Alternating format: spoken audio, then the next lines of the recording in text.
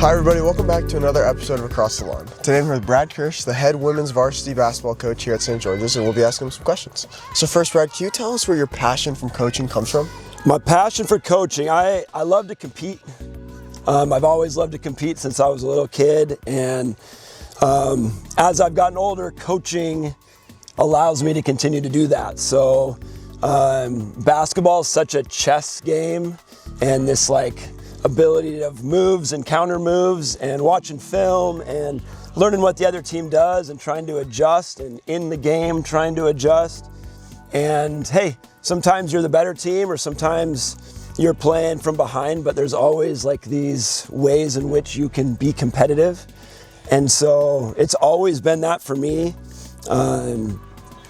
And that's what it's been here at St. George's, is just finding ways to win. Yeah, and can you tell us about how your previous coaching experience helped prepare you for the head coaching job? Yeah, so 12 years coaching with the boys, coaching with Ryan Poplinski. That was a great 12 years, lots of winning, and getting to learn from somebody who has done it for such a long time and has won so many games. Coach Pep really taught me a lot about just what it takes to look at the little details, and especially at playoff time now, getting into just all the little things that you're going to need to be able to win basketball games, analytics, numbers. I learned so much coaching under him, and now being able to apply that to the girls has been great. Yeah, and do you maybe have a favorite moment or experience from the season so far? I tell you what, the Freeman game on Tuesday, we didn't win, but the energy in the gym, kind of the feel as the game was going, all the other schools in the gym kind of starting to pull for us as the underdog, and just how hard the girls played. That was by far our best performance of the season, and while we didn't end up getting it done, it was a moment, I guess. Senior night was also great, being able to celebrate Bryn, who's been here for several years, and then we brought in Sam in Bristol, and being able to celebrate Sam and give her senior year was really cool.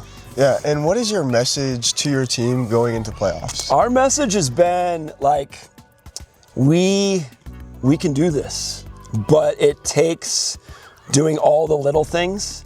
Our message going into that Freeman game was we have to have no doubt, and we have to start to put doubt in their minds, right? As the underdog, if you can make them feel some doubt, then we can be there, but we have to have none. And so we got to practice that way, we got to do the right things, and we got to go in with nothing to lose. Yeah. And can we still be there at the end, which we did, and we're going to have some more opportunities to do that. So I'm really excited, but that is just we got to be there at the end. Yeah. And how can we as a St. George's community best support the girls team throughout their playoff run? I think just being there, like I said, Tuesday night was awesome. The energy was awesome. That gym's loud to begin with, and you had the band playing, and both cheerleading groups were there, but it was just electric. And who doesn't want to play in front of a gym like that? And I think from a community standpoint, not just for playoffs showing up, but just in general, girls are going to want to play when they know that people are going to be there to support them and want to cheer them on. And so from a community standpoint, just be there and be loud. And if you're there, then we're gonna play for you. Yeah. Well, thank you so much for your time. We greatly appreciate it. Absolutely. Thanks, Colin. My name's Colin Brennan, and thank you for joining us on another episode of Across the Lawn.